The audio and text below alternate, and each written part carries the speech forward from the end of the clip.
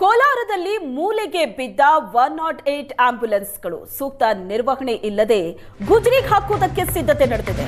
ಬರೋಬ್ಬರಿ 10ಕ್ಕೂ ಹೆಚ್ಚು 108 ಆಂಬ್ಯುಲೆನ್ಸ್ಗಳು ಮೂಲೆ ಸೇರಿದೆ. ಲಕ್ಷಾಂತರ ಹಣ ಖರ್ಚು ಮಾಡಿ ಖರೀದಿಸಿದ್ದ ಆಂಬ್ಯುಲೆನ್ಸ್ಗಳು ಕೋಲಾರ ಡಿಎಚ್ಒ ಕಚೇರಿಯ ಹಿಂಭಾಗದಲ್ಲೇ ಈ ಆಂಬ್ಯುಲೆನ್ಸ್ಗಳಿದೆ. ಸೂಕ್ತ ನಿರ್ವಹಣೆ ಇಲ್ಲದೆ ಜಿಲ್ಲೆಯ ಬೇರೆ ಬೇರೆ ಕಡೆಗಳಲ್ಲಿ ಕೆಟ್ಟು ನಿಂತಿದ್ದಂತಹ ಆಂಬ್ಯುಲೆನ್ಸ್ಗಳು 10ಕ್ಕೂ ಹೆಚ್ಚು ಆಂಬ್ಯುಲೆನ್ಸ್ ಮಾರಾಟ ಮಾಡೋದಕ್ಕೆ ತಯಾರಿ ನಡೆದಿದೆ. ದೃಶ್ಯದಲ್ಲಿ ನೋಡ್ತಾ ಇದ್ದೀರಿ. ಸೂಕ್ತ ನಿರ್ವಹಣೆ ಇಲ್ಲದೆ ಕೆಟ್ಟು ನಿಂತಿರುವಂತಹ ಆಂಬ್ಯುಲೆನ್ಸ್ಗಳಿದು. ಲಕ್ಷಾಂತರ ಹಣ ಖರ್ಚು ಮಾಡಿ ಖರೀದಿಸಿದ್ದ ಆಂಬ್ಯುಲೆನ್ಸ್ಗಳು ಸೂಕ್ತ ನಿರ್ವಹಣೆ ಇಲ್ಲದೆ ಈಗ ಗುಜರಿಗೆ ಹಾಕೋ ಪರಿಸ್ಥಿತಿ ಬಂದಿದೆ. ಹರಾಜಿನಲ್ಲಿ ಇದನ್ನ ಮಾರಾಟ ಮಾಡೋದಕ್ಕೆ ಆರೋಗ್ಯ ಇಲಾಖೆ ನಿರ್ಧರಿಸಿದೆ. ಬಿಡಿ ಭಾಗಗಳು ಸಹ ನಾಪತ್ತೆ ಆಗಿದೆ. ಇಂಜಿನ್, ಬ್ಯಾಟರಿ ಕಳ್ಳತನ ಮಾಡಿದ್ದಾರೆ. ದೃಶ್ಯದಲ್ಲಿ ನೋಡ್ತಾ ಇದ್ದೀರಿ. 108 ಆಂಬ್ಯುಲೆನ್ಸ್ಗಳು, 10ಕ್ಕೂ ಹೆಚ್ಚು ಆಂಬ್ಯುಲೆನ್ಸ್ಗಳಿದೆ. ಕೋಲಾರ ಡಿಎಚ್ಒ ಕಚೇರಿಯ ಹಿಂಭಾಗದಲ್ಲೇ ಈ ಆಂಬ್ಯುಲೆನ್ಸ್ಗಳನ್ನು ನಿಲ್ಲಿಸಲಾಗಿದೆ.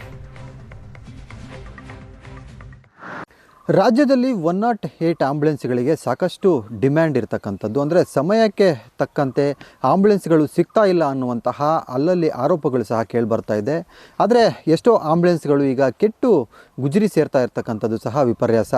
ನಾನೀಗ ಕೋಲಾರದ ಜಿಲ್ಲಾ ಆರೋಗ್ಯ ರಕ್ಷಣಾಧಿಕಾರಿ ಏನಿದ್ದಾರೆ ಅವರ ಚೇಂಬರ್ನ ಹಿಂಭಾಗದಲ್ಲಿರ್ತಕ್ಕಂತಹ ದೃಶ್ಯಗಳನ್ನು ತೋರಿಸ್ತಾ ಇದ್ದೀನಿ. 10ಕ್ಕೂ ಹೆಚ್ಚು ಆಂಬ್ಯುಲೆನ್ಸ್ಗಳು ಈ ರೀತಿಯಾಗಿ ಕೆಟ್ಟು ಈಗ ಮೂಲೆ ನಿಂತಿರ್ತಕ್ಕಂಥದ್ದು. ಅಂದರೆ ಆರೋಗ್ಯ ಮತ್ತು ಕುಟುಂಬ ಕಲ್ಯಾಣ ಅಧಿಕಾರಿಯ ಒಂದು ಕಚೇರಿಯ ಹಿಂಭಾಗ ಏನು 108 ಆಂಬ್ಯುಲೆನ್ಸ್ ನಿಂತಿರ್ತಕ್ಕಂಥದ್ದನ್ನು ನಾವು ಗಮನಿಸ್ಬೋದಾಗಿದೆ.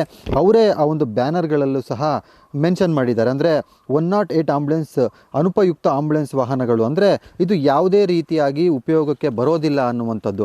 108 ಆಂಬ್ಯುಲೆನ್ಸ್ಗಳು ಸಾಕಷ್ಟು ಒಂದು ರೀತಿಯಾಗಿ ಗ್ರಾಮೀಣ ಭಾಗದಲ್ಲಿ ಮತ್ತು ತುರ್ತು ಸಂದರ್ಭಗಳಲ್ಲಿ ಬಹಳಷ್ಟು ಅವಶ್ಯಕತೆ ಇರುತ್ತೆ. ಯಾಕಂದರೆ ಸರ್ಕಾರಿ ಆಸ್ಪತ್ರೆಗಳಿಗೆ ಕರೆದುಕೊಂಡು ಹೋಗಬೇಕು ಅಂದರೆ ಆಂಬ್ಯುಲೆನ್ಸ್ಗಳ ಅವಶ್ಯಕತೆ ಇರುತ್ತೆ. ಆದರೆ ನಿಂತಲ್ಲೇ ನಿಂತ್ಕೊಂಡು ಈ ರೀತಿಯಾಗಿ ಹಾಳಾಗಿರ್ತಕ್ಕಂಥದ್ದು, ಇದಕ್ಕೆಲ್ಲ ಯಾರು ಜವಾಬ್ದಾರಿ ಅನ್ನುವಂಥದ್ದು ಸಹ ಈಗ ಆರೋಗ್ಯ ಇಲಾಖೆಯವರು ಕೂಡ ಇದಕ್ಕೆ ಉತ್ತರ ನೀಡಬೇಕಾಗಿರ್ತಕ್ಕಂಥದ್ದು. ಅಂದರೆ ನೋಡೋದಕ್ಕೆ ತುಂಬ ಚೆನ್ನಾಗೇ ಹೊರಗಡೆಯಿಂದ ಕಾಣಿಸ್ತದೆ, ಆದರೆ ಒಳಗಡೆ ಎಲ್ಲವೂ ಸಹ ಕೆಟ್ಟು ನಿಂತಿರ್ತಕ್ಕಂಥದ್ದು.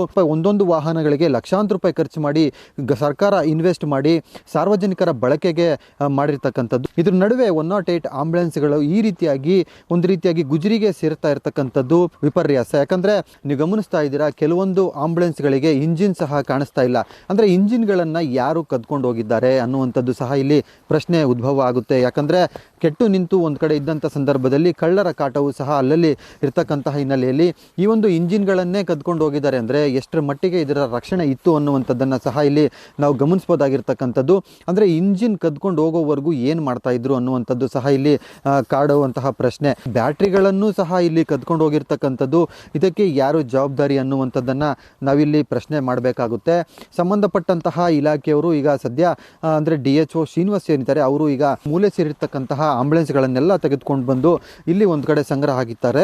ಅಂದರೆ RTO ಕಡೆಯಿಂದ ಫಿಟ್ನೆಸ್ ಸರ್ಟಿಫಿಕೇಟ್ಗಳು ಕೂಡ ಇದು ಸಿಗೋದಿಲ್ಲ. ಹೀಗಾಗಿ ಈ ಎಲ್ಲ ಆಂಬ್ಯುಲೆನ್ಸ್ಗಳನ್ನು ಈಗ ಗುಜರಿಗೆ ಹಾಕಿ ಮಾರಾಟ ಮಾಡೋದಕ್ಕೂ ಕೂಡ ಈಗ ನಿರ್ಧಾರ ಆಗಿರ್ತಕ್ಕಂಥದ್ದು. ಇದಕ್ಕೆ ಟೆಂಡರ್ ಕರೆದು ಇದೆಲ್ಲವನ್ನು ಸಹ ಮಾರಾಟ ಮಾಡ್ತಾರೆ. ಇದಾದಂತಹ ಬಳಿಕ ಸರ್ಕಾರ ಉಳಿದಂತಹ ಹೊಸ ಆಂಬ್ಯುಲೆನ್ಸ್ಗಳಿಗೂ ಸಹ ಬಂಡವಾಳ ಹಾಕಿ ಹಣವನ್ನು ಪೋಲ್ ಮಾಡ್ತಾ ಇದೆಯಾ ಅನ್ನುವಂತಹ ಅನುಮಾನ ಸಹ ವ್ಯಕ್ತವಾಗ್ತಾ ಇದೆ. ಇದಕ್ಕೆಲ್ಲ ಆರೋಗ್ಯ ಇಲಾಖೆಯವರೇ ಉತ್ತರ ಕೊಟ್ಟರೆ ಸೂಕ್ತ. ಕ್ಯಾಮ್ರಾ ಪರ್ಸನ್ ಶ್ರೀನಿವಾಸ್ ಜೊತೆ ದೀಪಕ್, ಏಷ್ಯಾನೆಟ್ ಸುವರ್ಣ ನ್ಯೂಸ್, ಕೋಲಾರ.